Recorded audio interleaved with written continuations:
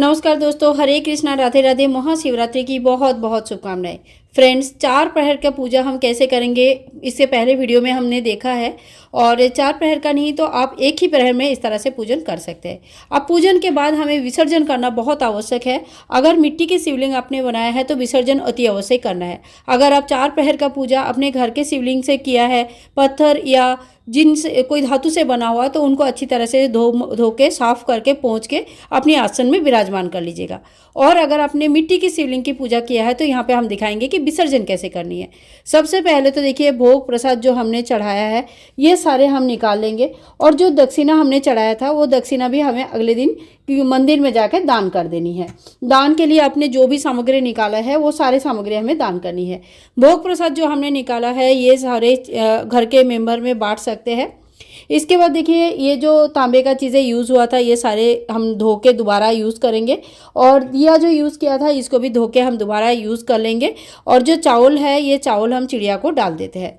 अब बचे जो ये फूल वगैरह है, ये फूल का खाद बन जाता है, तो ये फूल आप एक कटोरे में ले सकते हैं अलग से।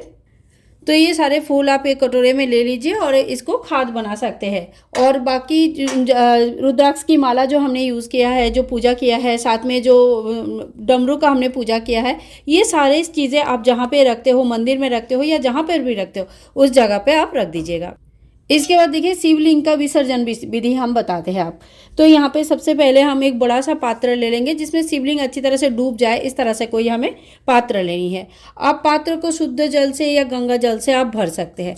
तो जितना जल आपको शिवलिंग को पूरे गलाने में चाहिए होगा उतना जल आप ले लीजिए। यहाँ पे हमने थोड़ी सी जल ले लिया है। तो इसके ऊपर हम थोड़ा सा फूल दे देंगे। आप चाहे तो इत्र दे सकते हैं। आपको थोड़ा सा शुद्ध कर लेंगे। यहाँ पे मैंने फूल दे दिया है। इसके बाद ओम नमः शिवाय, ओम नमः शिवाय, ओम नमः शिवाय का मतलब जप करते हुए आप मन ही मन उनका जप करते हैं शिव जी को आप धीरे धीरे जल में विसर्जित कर देंगे। अगर आपने जेनोई चढ़ाया है तो जेनोई को आप किसी मंदिर में दान कर सकते हैं, या तो फिर आप इस जेनोई को अपने घर के कोई मेंबर अगर जेनोई पहनते हैं तो उनको भी पहना सकते हैं। आप एक एक करके जो फूल, बेलपत्ते, जो भी सामान है वो सारे सामान इसमें हम डाल देंगे। इसके बाद देखिए, शिव जी के साथ साथ हमने जो भी सामग्री चढ़ाया था वो सारे सामग्री इसमें विसर्जित हो जाता है। साथ में जो कलावा चढ़ाया है वो सारे चीज़ें हम यहाँ पे विसर्जित कर देंगे। और जो बेलपत्र है, अगर आप चाहें तो इस बेलपत्र को सुखाकर धोकर दोबारा यूज़ कर सकते हैं। और ये जो शिव जी के स्नान का जल है ये जल भी इसी में डाल दिया जाता है। तो मैंने सब जल और पंचामृत से जो स्नान कराया वो हर चीज़ यहाँ पर डाल दिया है। साथ में बेलपत्र भी इसमें डाल देंगे। तो थोड़ी देर बाद, क्योंकि ये मिट्टी की शिवलिंग होते हैं, तो थोड़ी देर बाद धीरे धीरे ये पूरा गल जाता है। और गलने के बाद ये मिट्टी पूरा मिक्स हो जाता है। फिर आप इसको किसी भी पौधे में डाल सकते हैं, गमले में डाल सकते हैं, या जहाँ पे भी क्यारी लगा है आपके आसपास कहीं पे भी अच्छी मिट्टी है, फल का फूल का पेड़ है, उस मिट्टी में डाल सकते हैं। और देखिए, जब आप मिट्टी में डालेंगे तो ध्यान रखिएगा कि ये जल कहीं कोई गलत जगह पे, नाला नर्दमा में ना जाए, इस बात का विशेष ध्यान रखिएगा। और अपने घर के गमले में भी डाल सकते हैं, लेकिन तुलसी के पौधे में इस जल को नहीं डाला जाता है।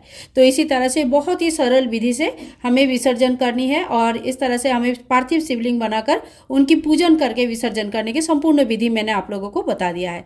पार्थिव शिवलिंग का पूजा करने से समस्त प्रकार की मनोकामनाएं पूर्ण हो जाती है। तो अगर आपके घर में पार्थिव नॉर्मल शिवलिंग है, आप उनकी पूजा तो जरूर कीजिएगा। साथ ही में एक छोटा सा पार्थिव शिवलिंग बनाकर उनका जलाभिषेक जरूर कीजिएगा। मिलूंगी नेक्स्ट वीडियो में। तब तक के लिए हरे कृष्णा, राधे राधे।